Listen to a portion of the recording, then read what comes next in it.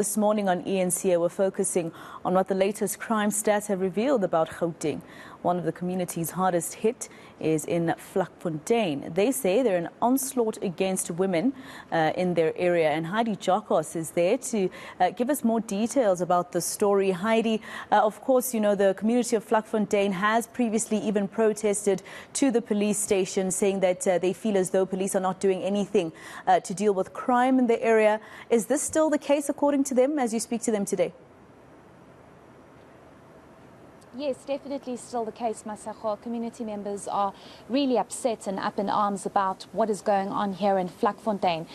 Just yesterday, a body of a 33-year-old was found raped, dumped and murdered here in Vlakfontein. We know a couple of weeks ago a grade 11 pupil was also raped and brutally murdered. There has been a number of cases that the community feels has not been addressed by the police. They feel as though the police has definitely neglected this community and this area, given what is actually going on. We've spoken to the ward councillor, we've spoken to community members, and they are really not happy. But we are at the house of the victim who sadly lost her life, Dineo. We are joined by her family member, Lerato. Thank you so much for your time. I know it's very difficult to speak, but we do thank you. Without getting into too much detail, I just want you to perhaps tell us what you know happened to your sister and, you know, just how dire the situation is here in Vlakfontein, where women and children are being murdered almost on a daily. Okay, I'll start with what happened with my sister. Okay, apparently they said they were in some tavern. So on their way back, she was with her friend and the guy that they were with. Okay, so the guy bought the alcohol and all that, and then on the way back, they started fighting. We don't know the reason of that fight. Okay, they started fighting, and then she started attacking the other friend. And then my sister tried to stop the guy from hitting her friend, and the guy turned to her and then started hitting on my sister. And then apparently the other girl ran away and left my sister there. Maybe just tell us about how you found your sister. I know it's quite graphic and quite emotional to speak about, and if you can't, I understand, but how difficult it was for you to have to go to that area and identify the body. She was in a bush and some deep clothes. It was muddy there, and you can see from her clothes that she was fighting for her life. You know, we found her bruised, we found her leg broken, we found her without clothes. So it was just too much. It was so painful to see her like that, especially for a person who loved herself and who loved her family. She raised some of us. She might be 33, but she was taking good care of us, you know, as a big sister.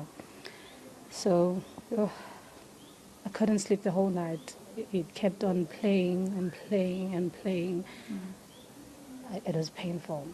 Just lastly, I want you to maybe speak about your confidence and trust in the police in this area. The recent crime stats were released on Friday. It still doesn't show any significant progress in terms of really dealing with crime. And it seems as though there are many issues here in Vlakfontein. Do you have trust and confidence in the police to deal with your particular case and deal with many other cases that have just been swept under the rug? If there are no action that can give me that confidence, you know. There's so many people who died here, you know. We haven't heard anything. They haven't found the suspects. There's absolutely nothing that they've done so far to really give them that vote of confidence, you know. So even with my sister, I only know that they will take those statements and they will never come back, and then somewhere the case might be closed without even us knowing, you know. I just wish we find justice for our sister. She didn't deserve to die like this, you know. We really need answers. This woman must come and tell us the real truth, because her version doesn't add up, you know. We just don't understand what's going on. Thank you so much. Thank you for speaking to us. We really do appreciate it. Masego, I think it just provides some kind of clarity as to how the family is dealing, what the family understands happened. And I think the main message throughout all of this is the fact that the family feels as though nothing is really going to be done.